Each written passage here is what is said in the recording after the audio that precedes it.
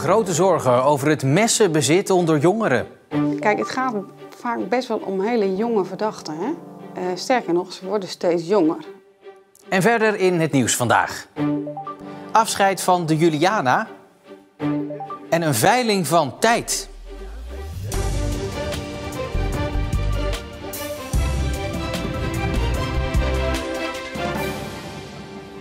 Goedenavond. De 15-jarige Tim van der Steen en de 20-jarige Rainela Wijst. Ze lieten afgelopen jaar allebei het leven tijdens geweld onder jongeren. En dat baart het Openbaar Ministerie grote zorgen. Het geweld neemt toe en het dragen van een mes wordt steeds gewoner. In Zeeland zijn het afgelopen jaar meer gewelddadige incidenten tussen jongeren geweest dan elders in het land, zegt hoofdofficier van Justitie Margreet Freuberg. Er is zeker een toename in Zeeland, ja. En hoe komt dat? Heeft u daar enig idee van dat hier juist speelt? Of meer speelt dan elders? Ik weet het niet, want het is op zich heb je hier wel stedelijke gebieden. Er zijn ook wel wijken waar,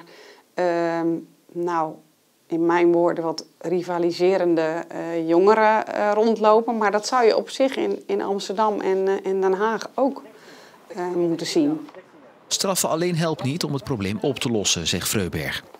Kijk, het gaat vaak best wel om hele jonge verdachten. Hè? Sterker nog, ze worden steeds jonger. We zien nu al 13, 14-jarigen die dit soort messen bij zich hebben en daar ook feiten mee plegen. Dus ja, hoe je dan een combinatie moet vinden tussen afstraffen, hè? Iemand echt straf ergens voor geven, en kijken of ze het niet meer doen, dus preventie. Ja, dat is steeds zoeken, maar dat kunnen wij als Openbaar Ministerie niet alleen. Dat doen we dus onder andere met de gemeente. Maar je hebt natuurlijk ook de Raad voor de Kinderbescherming, andere jeugdhulpverlening, waar we eigenlijk samen moeten kijken hoe we dat aanpakken.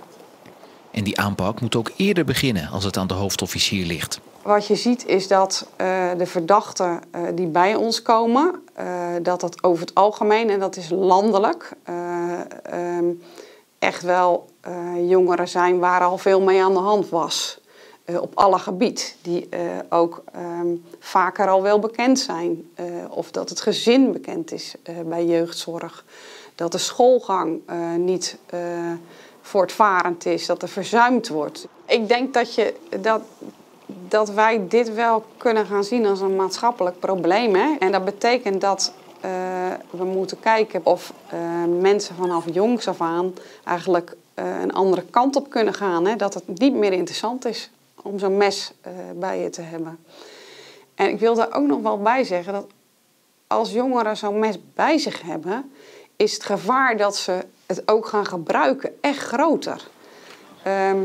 Ik ben een jurist, ik ben natuurlijk geen pedagoog, maar ik weet wel vanuit mijn eigen ervaring, ik heb zelf ook kinderen, dat jongeren impulsief kunnen zijn. En juist als je dan zoiets bij je hebt, nogmaals, is het gevaar echt groot dat je het gebruikt. En ik denk dat daar een ombuiging moet komen. Gisteren werden de verdachten van het doodsteken van Tim van der Steen veroordeeld tot 1 en 2 jaar cel en tbs. Het is nog niet bekend of het Openbaar Ministerie daartegen in beroep gaat. Veerboot Prinses Juliana is vertrokken naar Turkije. De voormalige PSD-boot wordt daar uit elkaar gehaald. Het schip lag al tijden in een Italiaanse haven en werd nauwelijks meer gebruikt. En dat het schip nu gesloopt zou worden, dat was al wel bekend. Van de veerboten die tot en met het laatst voeren op de Zeeuwse veerdiensten zijn alleen nog de voormalige prins Johan Frieso en koningin Beatrix over. Deze schepen varen in de zomerperiode tussen het Italiaanse vasteland en het eiland Elba. De bestuurder die gisteren langs de provinciale weg bij Zuidzande tegen een boom botste is overleden, dat meldt de politie. Het gaat om een 78-jarige man uit de gemeente Sluis. De politie onderzoekt nog wat er precies gebeurd is. Zeeland moet toekunnen met minder milieustraten. Dat vinden de Zeeuwse organisaties die daarover gaan. Niet overal is een fusie mogelijk, omdat de reistijden dan misschien te lang zouden worden. Maar de Beverlanden en Walcheren zouden met minder milieustraten kunnen doen. En de gemeente Middelburg en Vlissingen die kijken al naar mogelijkheden voor een eventuele fusie. De uurwerken van de katholieke kerk in Goes zijn vandaag vernieuwd. Met een hoogwerker werden de 4 klokken voorzien van nieuwe wijzerplaten. En dat was heel erg nodig, volgens het kerkbestuur. De wijzerplaten moeten vernieuwd worden omdat de klok niet meer loopt. Hij staat stil. Soms staat er één stil en lopen de anderen door. Verlichting is kapot. Ze zijn helemaal op. De uurwerken zijn 40 jaar oud en normaal gesproken na 25 jaar al aan vernieuwing toe. Kosten zijn ruim €20.000, maar vanaf vandaag kan iedereen in Goes weer zien hoe laat het is. Er werden gaten gegraven en ze werden vastgezet. Op de Nationale Boomfeestdag leren kinderen van basisschool De Oostvogel in Lamswaarde alles over bomen. Want die zijn heel belangrijk.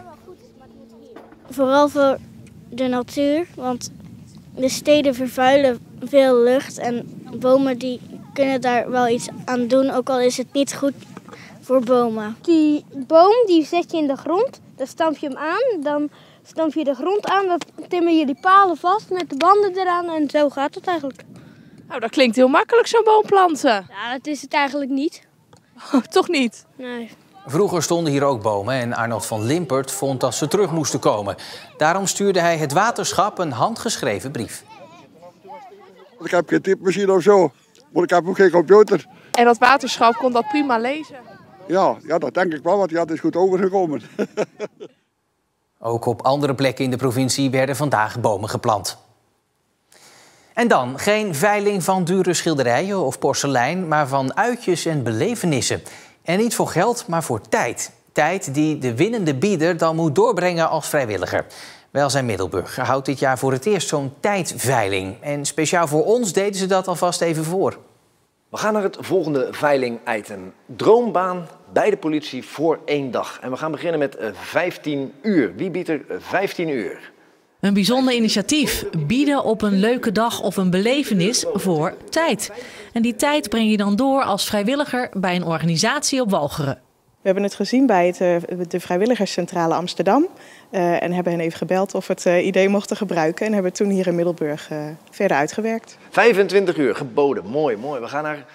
Er is ontzettend veel behoefte aan vrijwilligers. Zo heeft de gemeente Middelburg alleen al 200 vacatures openstaan. Iedereen is meer dan welkom, zegt Jan Versteeg. Zijn stichting Present zoekt vrijwilligers die eenzame mensen helpen. Dat kan in de doesfeer zijn. Bijvoorbeeld een klus in en rond het huis. Het kan ook zijn in een zorgcentrum. Je kunt ook muziek spelen. Je zit in een bandje, je zit in een koor.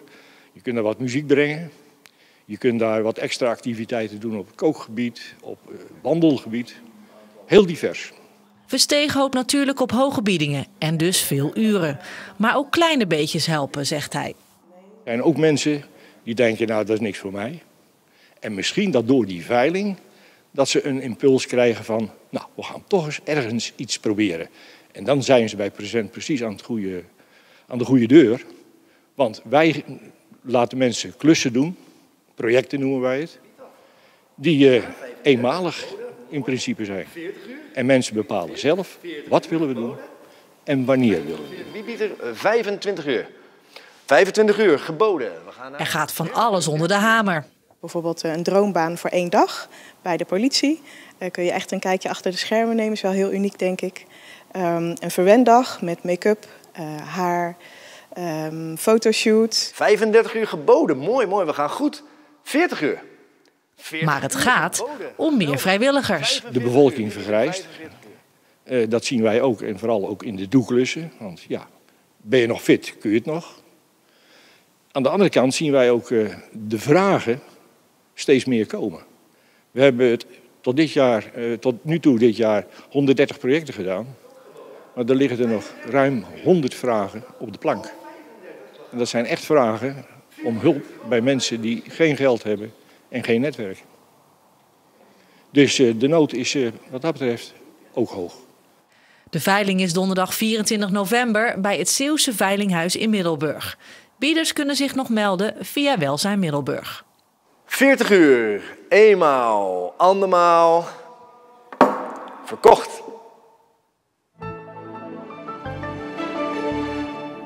Een mooie ochtend met weinig bewolking werd gevolgd door meer bewolking en ook een lokale bui in de middaguren. Morgen buien, daarbij ook kans op zware windstoten, dus wees gewaarschuwd als je morgen op de fiets stapt. De dagen daarna veel minder wind gelukkig. En tot zover Zeeland Nu voor vandaag. Het laatste nieuws vind je natuurlijk altijd in onze app en ook op omroepzeeland.nl. Ik wens u voor nu nog een hele fijne woensdagavond.